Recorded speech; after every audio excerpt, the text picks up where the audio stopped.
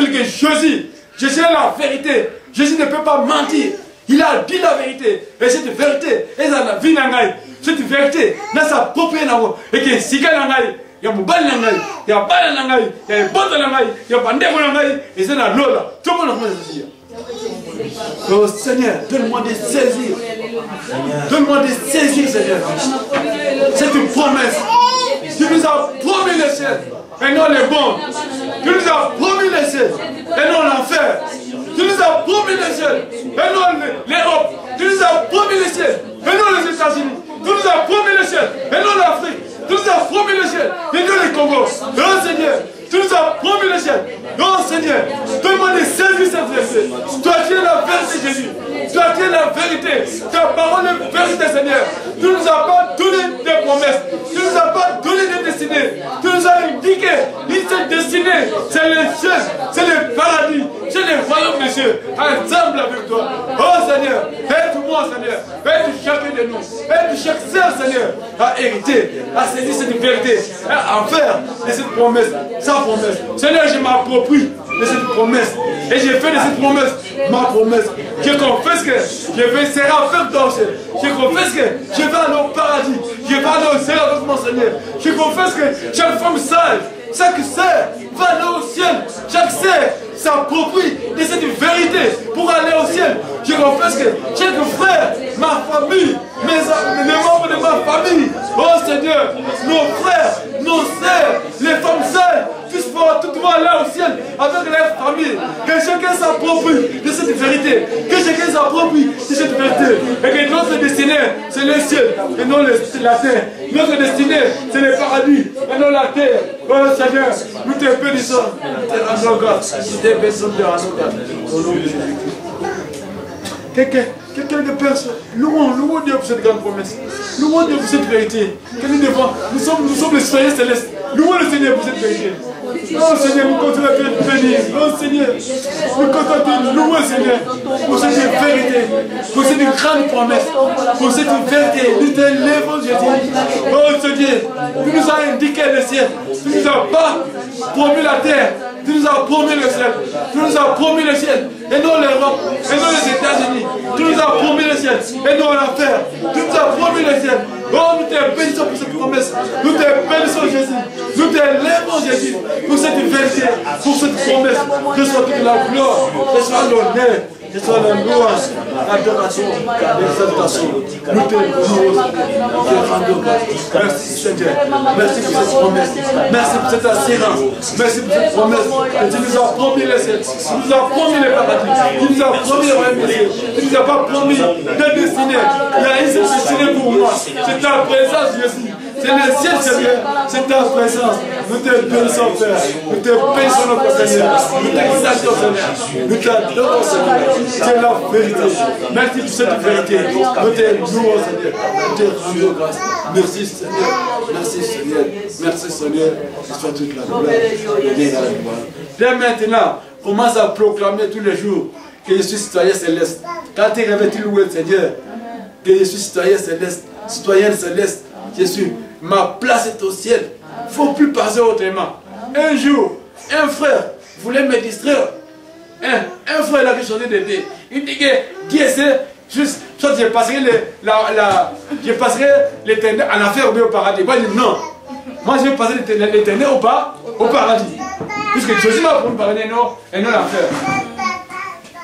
Nous devons s'approprier cette vérité tous les jours et proclamer ça. Amen. Proclamer pour nos familles, pour nos enfants, pour nos sœurs. Tu peux proclamer pour un frère, tu peux proclamer pour ton mari, pour ta femme, pour quelqu'un d'autre. Tu proclames que pour nos familles, pour nos membres de famille, nous devons proclamer cette vérité. Gloire à Dieu. Amen.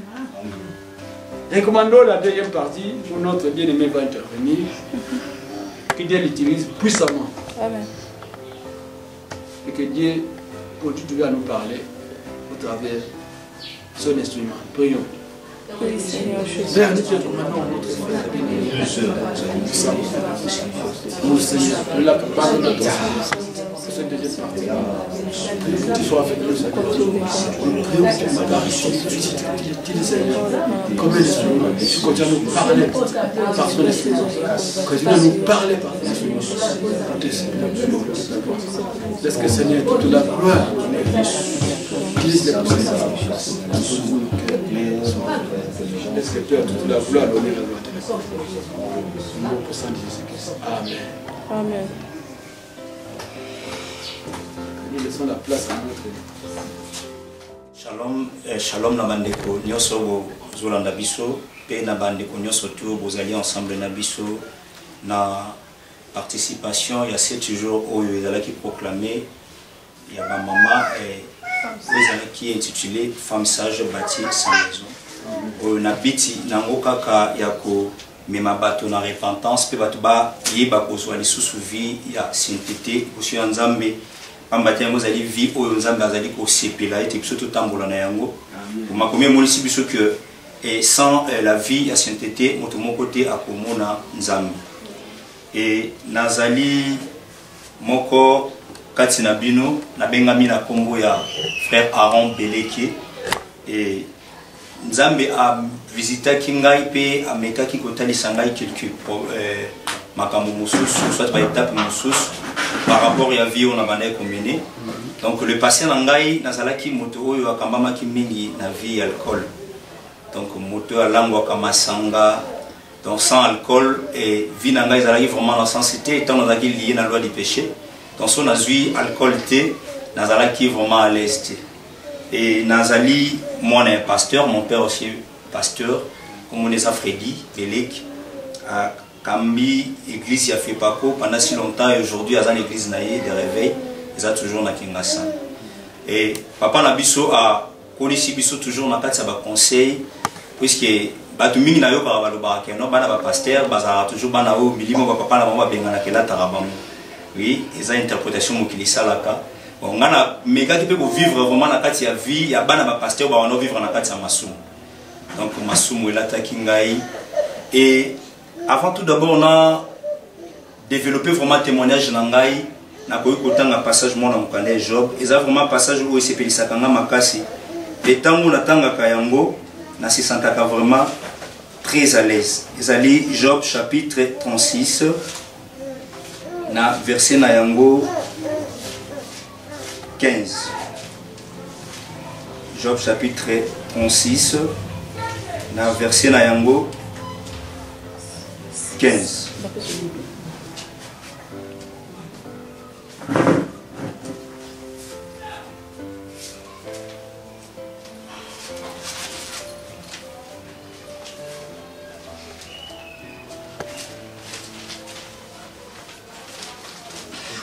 Job chapitre 36, verset 15. Ce qui...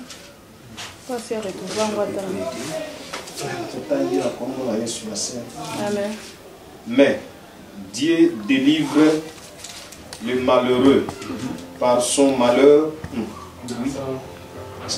par son malheur même, et c'est par la souffrance qu'il l'avertit. Amen. Oui, awa Job azolo balobi Nzambe a sovaka bato ya pasi pe na kati ya pasi et encore na kati ya minyoko a avertisaka biso. Et pourquoi na lingaka mingi passage oyo? C'est parce que la Bible ezomonisa biso clairement malheureux eza moto azo vivre na kati ya pasi ya mikakatano kaka ya pauvreté te to richesse te mais na kati ya ba péché aussi. Donc moto azo vivre moto azo bika na kati ya masumu azape moto azali malheureux. Et na yaki kozwa chance nenge Bible lobi Nzamba a sauvé ngai pe aye ko visiter ngai aye ko avertir ngai un jour to kendaki sorti ensemble na baninga to melaki vraiment masanga to meli to langwe et bazongi se biso na ndaku to zalaki vraiment na état na biso normalité zalaki inconscient je peux dire ba meminga na ndaku na lali et bazunga bana mikina ba bande ko jouer na nga ba sopelinga ba mai ba déshabiller nga ba tikinga na sous-vêtements ba kotinga na ndaku ba tumusu bazalaki wana ba bandi ko filmer ngai puisque la lumière vraiment oyo kate ko arrêter na vie wana bande ko lanso bano filmer nga babino si c'est comme ça le rôle apparence na yo trompera batu ko sala frère peut-être plus que na la vraiment frère te na kata bonzambe mais na isa toujours bana ba pasteur boy ba keno asa mona ota mona banganza ba grande sœur ba grand frère ba yoko ba filmer image na nga wana ba kotinga na ndako na lali. C'était vers 21h30 et Nzambe a yoko faire visiter ngai et ce jour de mort, na tous les deux parties na yango, na lieu de repos, na lieu de tourment. Na lali na omona na bimi na kati na ngai, na mbeto sika na lalaki, na telemi, na omita lande na zero la na mbeto, mais nazaki vraiment si on a pouvoir te ya ko s'adresser envers ngamoko, te retoucher corps na nga te ozonga sika na lalaki. Na bimi na kati ya corps na nga et na se retrouver likolo ya montagne moko boye. La montagne, on a mokili au biso to vivre na musika. Donc ezaki vraiment na moyen te to na possibilité mon côté ya ko kita na mokili wana soki mutu moko a luki ko aider oti. Parce que soko o sauter na lolenge na monela ki o kufa o vivre les soucis. Na yo mona se retrouver nga mona montagne, il y avait personne pour na ko aider nga. Na o mitu na nga bi mais comment na koki ko se sauver na montagne o. Mais mokili na mona vraiment ba éclairage et tout mais trop loin vraiment na personne na zalaki et na ko mona hélicoptère mobo ezole kana ezaki na batu na kat na meki obenga bango bino na sengo secours na bango bo meko sauver ngai nazoye ba vraiment te sika o nazali pe na oye bate sika nini ngai na ko kende mais baboyaki ko edenga ba répondre nga pe lo morte et na moi mayele o nazalaki na ngo na eta wana nazalaki soit siko na se retrouvaki na mekaki mpeko luka moyen na rodé na libende hélicoptère wana hélicoptère wana baliko kende memi ti to komi place mo bo na mokili mo na yebi amote na mona note et bois kinga place wana na kuti batu bavandi donc tout le monde était là bazala qui revêtu na ba robe blanche motumo vraiment ta dagi le wangai motumo ta sabier le wangai mais corps na ngai zala qui trop différent na corps na bango no so bazala qui très concentré na mona bango bavandi na ba position de prière oyo ya Bouddha va vendre toujours wana ba kangi makona maboko boye bazali vraiment très concentré na prière et na lomé un peu ko s'adresser na bango mutu mota bande ko yo kangai na olumilo belaka ngamo kwa na zawa pina otuna ko mutu mota zo répondre nga tout le monde était vraiment concentré et na kokaya ko si communiquer te na bango facilement na eko mona les deux personnes ba eko bima ba apparaître maloba ba ba ebisenga que non Dieu a besoin de toi Zamadan pour son ayo, atini sote ozoyo, okende o rencontrer. Na binzambe, mais nzambe avanda wana lola na yebi. Donc nous rencontrer yo apino kutana yo apono, yo landa bisoka isika ozote omema yo, esiko yo kendo kutana nzambe. Balongolinga na mokili wana, parce que place wana daki vraiment na mabele boité hein, ezaki toujours na pelouse wana ezaki ya sika couleur vert. Est-ce que watu wana bavandaki? Na meki mpe kolanda bango na landi bango to komi quelque part. Baola ksangai na mona mapata on te mona ngo bosko na ndenga si dans mapata ezana si oli na mona mabele mais na mona mapata ezaki na trop mongo place wana so tali vraiment boyo ko supporter te émotion makasi atuni bonga bikune za ba esinga no esika oyo ke no kuta na nzambe kabna je kuta na nzambe bo nzambe ba na ke no kuta na kuna so na chelo kulo awa na libulu na zindi na kufa ba esinga ba biti yo kotaka na trop oyo o ke no kuta na nzambe comme ça ya ebiso ma mwaza na ngobezo ana boina bino na kota ta sona kotina osina na kufa na omona vraiment na banda osala un peu petitesse envers bango na bino kota teti ba simbinga par force ba boa kinga ina na lidusoa tango ba boa kinga kuna na eko se retrouver bona zaki na mbeto vers to comme déjà 12h c'est na mbeto na comprendre théo ils en doute na l'autre si vous na banika komile elanga mo et au lieu na arrêter tona comprendre message wana ko bayela kinga ito vision na monaki na ozaka mo vraiment considération te na continuer toujours vie na ngai alcool wana malgré que na comme ko doser un peu mais nzamba dali na posa na doser te mena tika yango carrément et aye ko faire visiter nga sikoyo lieu de tourment un jour na omona bakangi biso tozalaki bato belé na état on a komelaka l'autre fois tant na langwaki na omona pe bakangi nga bon na coupé décalé torsini ba chibiso na chaîne nde tout monde na ba livre na histoire ba koko na biso nde bakangaka bango ba chaîne tambo kindi na esclavagisme batie biso mulongo bande o mema biso tozokende bon peut-être banda okende toyebe ya nanu te tokomi quelque part tomona mabele oyo ya biso ekabwani na mokili mosusu mais tokita yango na baescalier moko mais bayebisa biso babi ke no toza na frontière balobela biso babi ke no RDC na Rwanda la vision bayebisa biso toza na frontière entre RDC na Rwanda mais frontière entre RDC na Rwanda bolongo biso na RDC bolongo biso na Rwanda pour quelle raison c'est toza ba congolais mais c'était pour mériter place au Bokindi to bande okita to komi wana komona ga to mona déjà batu mususu bakangaki bango avant biso façon ba bande ko manipuler bango ko frapper bango je plairais déjà moi-même na bando le langa mona pour mais on a se retrouvé wap na zawa pesna babi les importants to yi bato te mais awande bongisa mi pona bibi so na mona ba nzete mo manga ezala ki wana ya munene ba kangi bato basingana ba chaîne ba osepela bato ba mai so ba sopeli bino mai ba kanga ina faire à 15 ou 20 personnes ba sopeli bino mai ba bando beta bino na bandi ko beta bino titan o motema na bango moko esepela ba tiko beta bino ba olexa ba frère musu ba olexa tant komi na tour na ngai ba ye ba zwinga ba fongoli nga ba chaîne ba siminga loboko na ki na telemi no c'est la sco tour ba si so beta bato ba beta wana pour que ba lié pe bisuna nzete wana directement na moni un frère bon année passée tant on a garage azala moko ya ba mettre na biso ya garage mais na o mona na ndoto wana azala moko ya bato ba pesa ba commandement kuna na mokili wana aibisi bato ni bango lobi nana yena frère o ababino to zuye parmi bato oyo otine soto que nous sommes abi mais non ya ko zala na ate pour le moment il faut vous délier aux ongisaya bano gangela bango lobi non pas maintenant boko wi wena a na moment oté aibisi bato na bi bozwaye bozongisaye bo faire traverser frontière entre RDC na Rwanda et après bozongisaye na côté oya utaki nasko na bano tunenga bi tout ça va être c'est important to yeba mais yozonga mais tant ozonga na mukili na olinga susté que non état auto kuteli onango ozana ngosusu deuxième fois na surtout qui boye na pomina ça vraiment allusion ba vision na ngana so plus qu'ils a vraiment moulai makasi et troisième fois Seigneur ayo kozonga tant on a bandi ko meka déjà ko se convertir na zwaka passage au Romains chapitre 12 verset 1 à 6. Et si Kawa peut apporter Paul au bateau, c'est conformé à siècle présent, mais tous à la transformer, tous à la renouveler dans la vie éternelle.